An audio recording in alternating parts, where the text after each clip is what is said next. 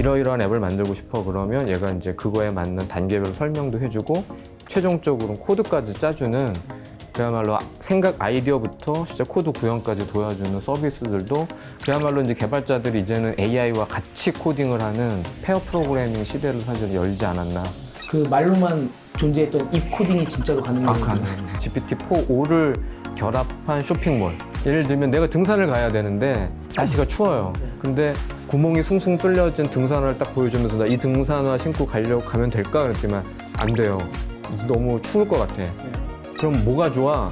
그러면 일단은 다 덮이고 방수가 다 되고 좀 따뜻한 형태의 신발을 제가 보여드릴게요 라고 쇼핑몰에서 보여주는 거죠. 그런 서비스가 사실은 가능해지는 거예요. 최근에 마이크로소프트에서 행사를 여셨잖아요. 예, 빌드 행사. 빌드? 이게 개발자 컨퍼런스라고 네, 보면 맞습니다. 되는 거죠. 저희가 연례 개발자 대상으로 행사 중에 제일 큰 행사라고 보시면 될 것 같습니다. 이번에 뭐 노트북 온디바이스 AI가 들어가 있는 랩탑? 코파일럿 PC. 이런 것도 있었고 좀 핵심적인 거 몇 개만 소개해 주실 수 있으실까요? 일단 저희가 그 요번 개발자 행사 중에서 가장 크게 얘기했던 부분들 중에 하나는 그 새로운 GPT-4.5 모델에 대한 부분들을 애저에서도 사용하게 됐다라는 부분들도 있고요. M365에 대한 개선 사항들, 그 다음에 코파일럿 PC라고 해서 AI가 엣지에 들어갔을 때 어떠한 창의성이라든지 좀 더 안전하게 AI를 사용할 수 있는, 왜냐하면 생성형 AI가 서버에 갔다 오게 되면 이런 민감한 컨텐츠에 대한 부분들, 그리고 PC 작업하는데 매번 계속 이 서버로 왔다 갔다 한다는 거에 대한 부담들도 있고 해서 엣지상에서 AI가 탑재됨으로써 어떠한 장점을 누릴 수 있는가에 대한 부분들도 같은 시기에 좀 발표가 됐고요.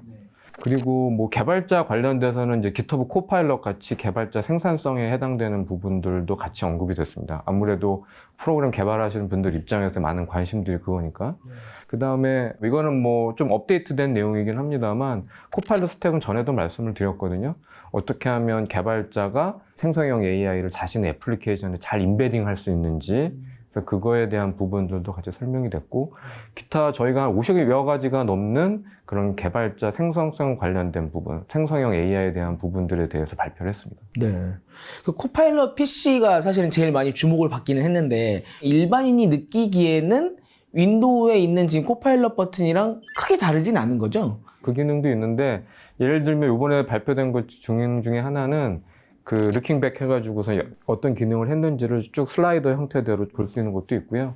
그 다음에 이제 그림판에 그림을 그릴 때 프롬프트를 써놓고 자기가 이렇게 슬쩍슬쩍 그리게 되면 그걸 이제 그림을 기반으로 AI가 보고 이 사람이 이렇게 그렸네? 그러면 AI는 그거를 좀 더 확장해서 좀 더 이렇게 바꿔봐야지라는 그림을 이렇게 같이 보여준다거나 하는 그런 기능들도 소개가 됐습니다. 졸라맨만 그려도 그렇죠. 진짜 멋있는 캐릭터가 갑자기 나타나는. 이 개발자단에서도 엄청 지금 많이 바뀌고 있다면서요. 그 GitHub를 보시고 원래 코딩을 하시던 분들이 이제는 다 GitHub 코파일럿으로 하신다면서요. 뭐 채팅 기능을 이용을 해가지고 뭐 음성으로 해도 되고요, 이젠. ¿Cómo verificar si el número dado es un número primo en Java? 뭐 이런 것들도 가능하고, 그 다음에 이제 GitHub Copilot for Azure라고 해서 클라우드를 사용하는데 뭐 자기가 사용하는 함수가 있는데 현재 함수 상태가 어때, 뭐 이런 것들도 할 수가 있고, 그야말로 이제 개발자들이 이제는 AI와 같이 코딩을 하는 페어 프로그래밍 시대를 사실 열지 않았나, 그런 생각이 듭니다. 그 말로만 존재했던 이 코딩이 진짜로 가능합니다. 가능합니다. 물론 이제 이게 100%는 아니지만 그래도 AI한테 뭔가 물어보면서 힌트도 얻고, 그 다음에 반복적인 작업에 대한 것들도 줄일 수 있고요. 그 다음에 워크스페이스라고 해서 이거는 조금 더 상위 개념으로 내가 어떤 앱을 개발하고 싶은 아이디어가 있어요. 그럼 그 아이디어를 설명을 하고 이러이러한 앱을 만들고 싶어 그러면 얘가 이제 그거에 맞는 단계별 설명도 해주고 최종적으로 코드까지 짜주는, 그야말로 생각 아이디어부터 진짜 코드 구현까지 도와주는 서비스들도 프리뷰이긴 하지만 선보였습니다. 직접 느끼시기에는 지금 B2C 단에서 일반인들한테 제공되는 생성 AI 서비스랑 개발자 단에서 지금 개선되고 있는 이 생성 AI를 활용한 서비스랑 지금 어디가 더 빨리 움직이고 있어요? 퀄리티적인 측면에서는 이런 전문적인 서비스 하는 부분들 상당히 뛰어납니다. 그리고 지금 일반적으로 사용하는 부분들은 챗GPT를 통해서 대화를 하거나 정보를 검색하는 정도 수준이라면 개발자들은 실제 자신들의 업무에, 그리고 자기가 기존에 작성했던 업무에 대한 부분들을 AI가 도와주고 있기 때문에 그런 부분들 측면에서는 사실은 조금 차이가 더 있고, 뭐 퀄리티라든지 실제적인 어떤 반응이라든지 그런 부분들에 대해서는 효과가 더 크다라고 볼 수가 있습니다. 뭐 예를 들면 제너럴 모터스 같은 경우에는 이제 개발자들한테 이런 생성형 AI 툴을 제공을 했더니 그 전체 사용하신 분들 중에 98%가 난 매우 만족한다라고 이 답변을 주셨고요. 그럼 나머지 2%는 뭐냐? 원래 모든 게 불만이신 분들. 100%인 거죠, 뭐. 예. 그렇죠.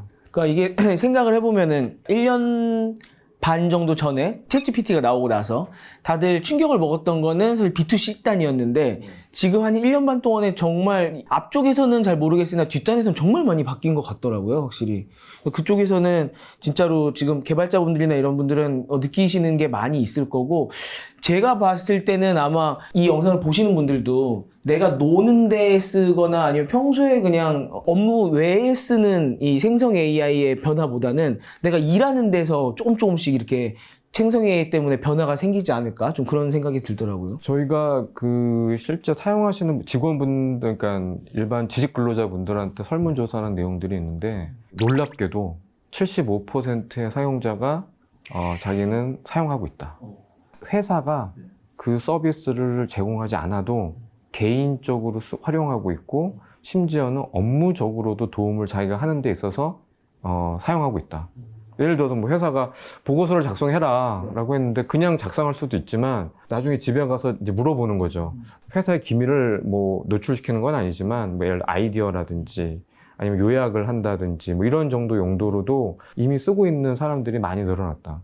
왜냐하면 당연히 이게 나한테 장점이 되기 때문에, 그리고 자기 업무를 잘 하는 데 있어서 이 생성형 AI가 도움이 되고 있다라는 것들이 사실은 이미 증명되지 않았나 생각이 듭니다. 저희도 엄청 잘 써요. 그 티타임즈 영상에서 저희 이제 어려운 IT 용어들을 설명을 해야 되는데 진짜 저도 잘 모르는 단어들이 나오면은 어느 정도 이해를 해야 설명을 할 수 있으니까. 근데 이걸 대체 어디서 이해를 해야 될까? 최초 시작점을 어디로 잡아야 될까? 했던 거를 무조건 챗GPT나 제미나이 아니면은 클로드한테 일단 물어본 다음에 거기서부터 검색을 해 나가면 알게 되는 시간이 거의 뭐 한 10분의 1 뭐 이렇게 단축되더라고요. 엄청 시간이 단축이 되죠.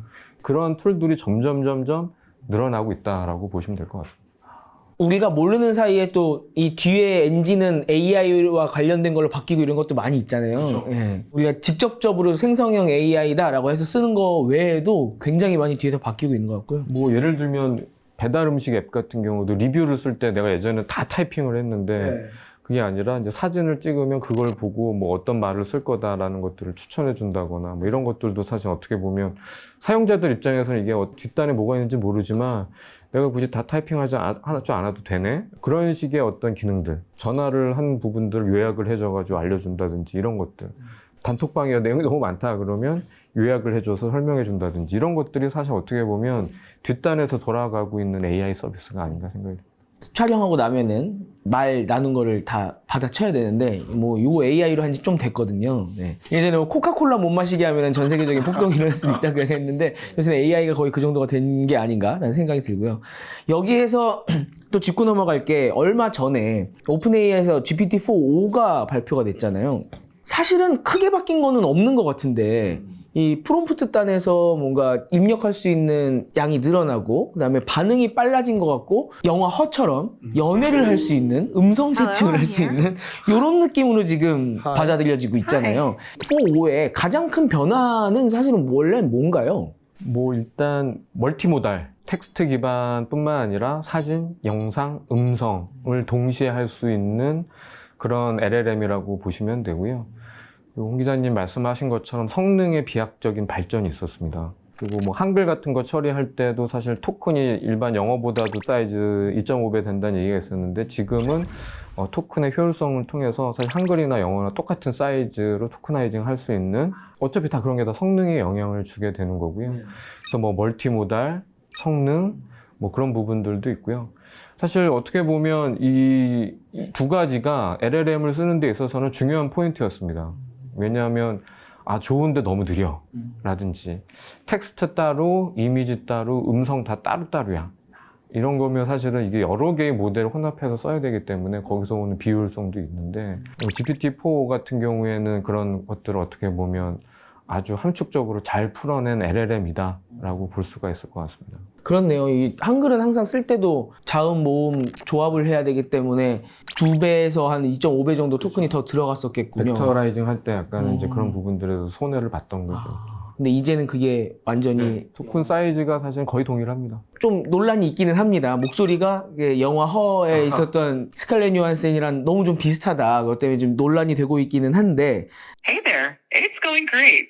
How about you? 아무튼 지금 이 기술만 봤을 때는 정말 허 수준까지 올라온 건가요? 아니면 아직은 좀 차이가 있는 건가요? 물론 이제 기존에 있던 어떤 음성형 LLM이 없던 건 아니지만 좀 더 인간적인 감정에 대한 부분도 들어갔고 근데 감정도 모든 감정이 다 들어가기는 어렵고 약간은 좀 이렇게 밝은 쪽, 이렇게 사람을 이렇게 기분 좋게 해주는 형태로는 되어 있습니다. 근데 오픈AI도 그런 측면에서도 약간 좀 조심해야 하는 것 같아서 이런 것들에 대한 어떤 검증 차원에서 레드팀을 운영하거든요. 그러니까 보통 이것이 안전한지 안전하지 않은지를 반대급부적으로 약간 악의적인 테스트를 할 수 있는 그런 팀을 운영을 합니다. 오픈AI는 이제 뭐 사회심리학자부터 시작을 해서 각계의 다양한 어떤 그런 전문가들의 도움을 받아서 그 적절한 수준을 유지를 하는 것 같아요. 근데 허를 보면은 거기서는 그냥 음성 대화 정도만 해주는 게 아니라 사실은 그 AI 에이전트로서의 역할을 다 해주잖아요. 근데 지금 AI 에이전트 기능이 다 구현되어 있지는 않은 상태입니다만 기술적으로 봤을 때는 지금 대부분을 이렇게 AI로 잇거나 아니면 기존 기술로 이으면 그 영화 허에 나온 것처럼 대부분을 할 수 있는 기술이 올라온 건가요? 아니면 조금 더 가야 되나요? 저는 뭐 거진 올라왔다라는 생각이 들고요. 근데 이제 물론 이런 것들이 있습니다. 기술적으로 뭐 조합을 하면 가능을 할 수는 있지만 예를 들면 그 어느 정도의 어떤 사전 컨텍스트를 기억하고 있느냐의 문제인데 물론 이제 그것도 우회하는 기술은 있습니다. 근데 보통 우리가 채팅을 할 때 그 채팅창 안에서만 이루어지는 것들을 보통 얘기하잖아요. 근데 정말 퍼스널 어시스턴트 하려면은 예를 들어서 한 달 전 내용도 기억을 해야 되고 1년 전 내용도 기억을 해야 되고 이런 것들을 물어봤는데 얘가 그거를 어떤 식으로 다 하느냐에 대한 부분들이 있고 또 두 번째는 프라이버시입니다. 오프라인으로 돌아가는 부분들도 있어야 되는데 퍼스널 어시스턴트 같은 역할을 하려면 개인적인 프라이버시 내용도 알고 있어야 되고 그것도 복잡한 명령을 또 수행해야 됩니다. 단순한 어떤 SLM에서 돌아갈 수 있는 수준의 어떤 프롬프트가 아니라 아주 복잡한 프롬프트까지 수행하려면 LLM과 서버에 해당되는 그런 리소스들에 대한 접근, 메모리 이런 것들 때문에 제한적인 상황에서의 어떤 흉내는 낼 수는 있긴 하지만 GPT-4 데모에 나온 것처럼 수학 문제를 알려준다거나 아니면 어떤 대화를 하는데 뭐 재미난 이야기, 노래를 불러준다든지 이런 단편적인 부분들은 될 수 있지만 퍼스널 어떤 어시스턴트 역할을 하기 위해서는 조금 더 갈 길이 멀지 않을까 생각이 듭니다. 그 두 가지가 진짜 문제군요. 이 기억을 하려면 데이터를 남겨놔야 되고 기억을 꽤 오래 하려고 하면은 뭐 몇 년 전 데이터부터 계속 남겨놔야 되는데 이게 프라이버시 때문에 클라우드나 이런 데 보내기는 좀 애매하고 그러면 엣지 디바이스에 남아 있어야 되는데 이걸 또 용량이나 이런 걸 어떻게 감당을 할 것인가 뭐 이런 것도 좀 문제가 되긴 하겠군요. 우회 기술은 만들려면 못 만들지는 않을 겁니다. 근데 이제 이런 걸 했을 경우에 아주 대규모로 진짜 상업화된 서비스를 만든다라고 한다라면 고려해야 될 요소라든지 아니면 성능이라든지 그런 서비스를 원활하게 하기 위한 어떤 여러 가지 어떤 그 캐패시티 이슈에 대한 부분들 고민할 요소들이 상당히 많이 있다라고 볼 수가 있습니다. 아마 그래도 제일 먼저 할 회사들은 MS나 뭐 구글 같은 데 아니겠습니까? 뭐 그것이 업무적으로는 아마 이미 이제 코파일럿 형태대로 사실은 이제 하고 있는데 그 부분이 아마 어떤 식으로 발전할지 모르긴 하지만 대표적인 어떤 AI 에이전트를 하나 두고 다른 에이전트들을 불러오는 워드 문서 작성할 때는 워드 코파일럿한테 물어보는 게 맞지만 그리고 뭐 이메일 작성할 때는 이렇게 물어보는 게 맞지만 이 둘을 동시에 하고 싶어요. 이랬을 경우에 대표 성격이 되는 어떤 에이전트를 두고 이 에이전트가 두 에이전트를 불러서 예를 들어서 뭐 홍 기자님이 요청한 이메일을 읽어서 그걸 기반으로 워드에서 뭐 어떤 문서를 작성해. 이러면 이제 누구한테 해야 되냐는 거죠. 뭐 지금은 이제 따로따로 하는 게 일반적이긴 하겠지만, 이제 그랬을 경우에 이제 다양한 에이전트들이 또 다른 에이전트와 협력하는 그런 부분들이 또 필수적이라고 봅니다.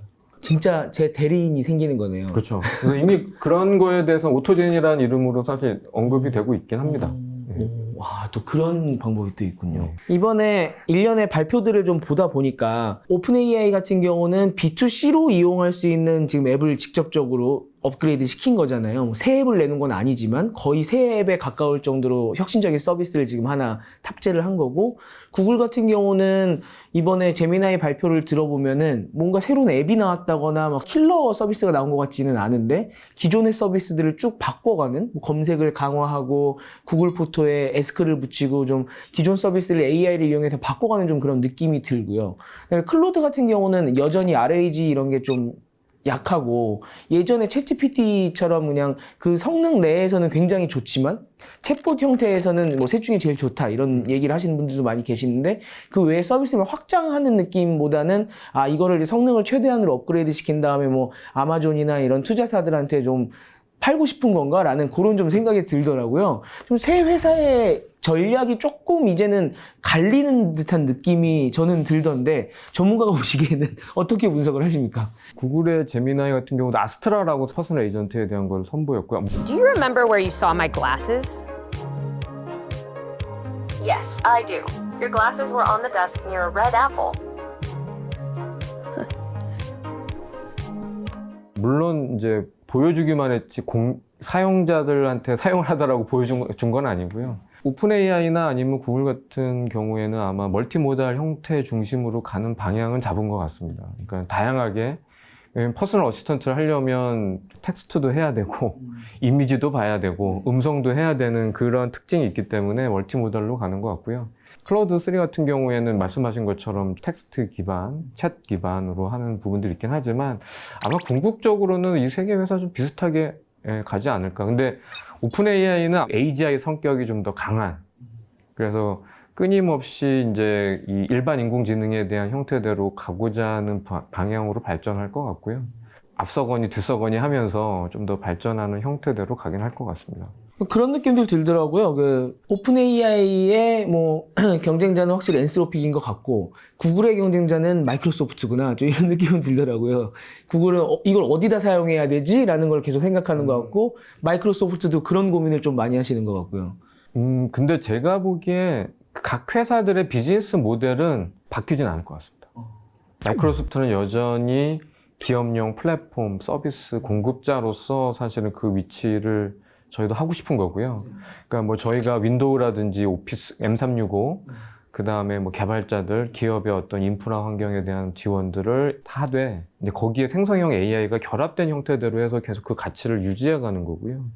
광고를 기반으로 하는 회사들은 여전히 그게 광고가 주요 핵심이라면, 광고성 엔진과 결합하는 부분들은 뭐 본질적으로 그 회사의 비즈니스 모델이 획기적으로 바뀐다거나 전혀 다른 걸로 가는 것이 아니라 기존의 어떤 비즈니스 모델에다가 이것을 끊임없이 추가해서 개선시키는 그런 방향으로 갈 가능성이 저는 높다고 봅니다. 마이크로소프트 같은 경우는 이번에 또 발표한 게 마인크래프트에다가 붙인다는데, 코파일럿 PC처럼 내가 보는 화면을 보니까 그걸 기반으로서 어시스턴트를 해주는 거죠. 제가 그거 보고서 좋다라고 생각든 게, 제가 오랜만에 예전에 하던 게임을 다시 시작을 해서 하고 있는데, 이 퀘스트를 깨야 되잖아요. 항상 뭐 인벤 이런 데 가서 이름 검색해갖고 거기에서 눌러갖고 이렇게 어떻게 깨는 건지 찾아보고 이랬었는데, 챗GPT한테 물어보니까 알려주더라고요. 공략집. 네. 근데 그거를 마인크래프트는 아예 탑재를 해서 화면 보고서 더 편히 알려주는 거잖아요. 화면을 같이 보면서 그거에 대해 설명을 해주기 때문에 이게 마인크래프트뿐만이 아니라 실제 그걸 비즈니스 애플리케이션이라고 생각해 보면 완전 또 얘기가 달라지는 거죠. 그리고 저희가 이번 주에 빌드 행사에서 보여준 데모 중에 하나가 GPT-4.5를 결합한 쇼핑몰. 예를 들면 내가 등산을 가야 되는데 날씨가 추워요. 근데 구멍이 숭숭 뚫려진 등산화를 딱 보여주면서 나 이 등산화 신고 가면 될까? 그랬더니만 안 돼요. 이제 너무 추울 것 같아. 그럼 뭐가 좋아?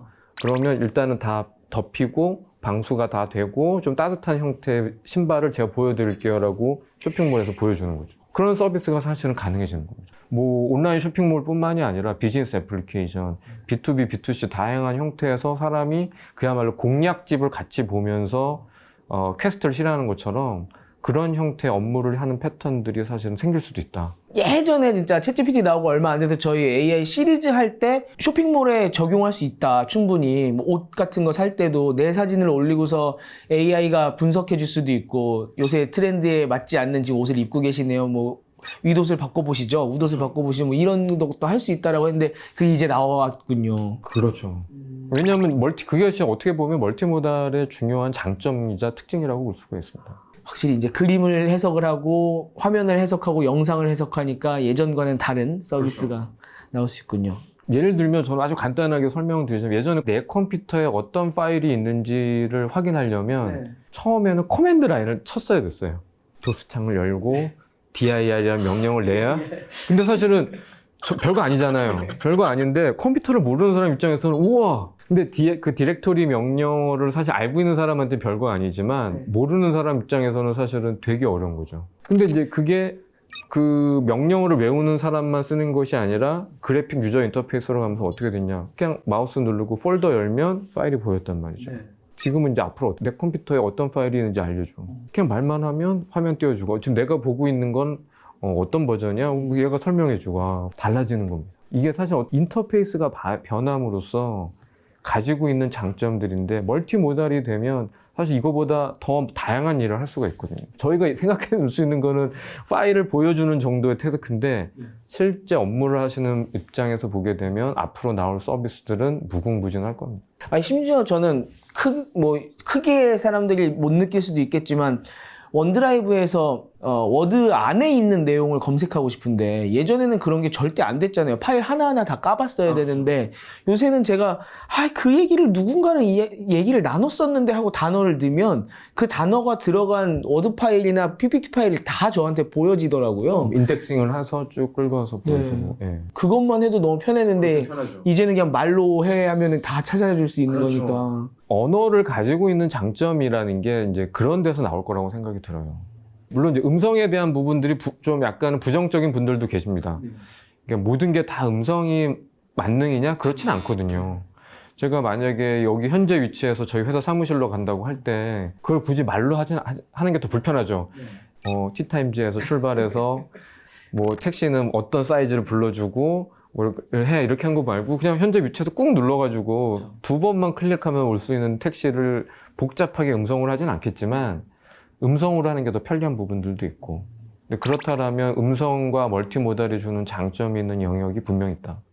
말로 하면은 편할 텐데 굳이 눌러야 되는 부분은 개선이 되는 거고 뭐 지금 누르는 게 더 편한 부분은 그냥 눌러서 계속 갈 거고요. 그런 형태대로 더 유지를 할 수도 있습니다. 네. 그렇군요.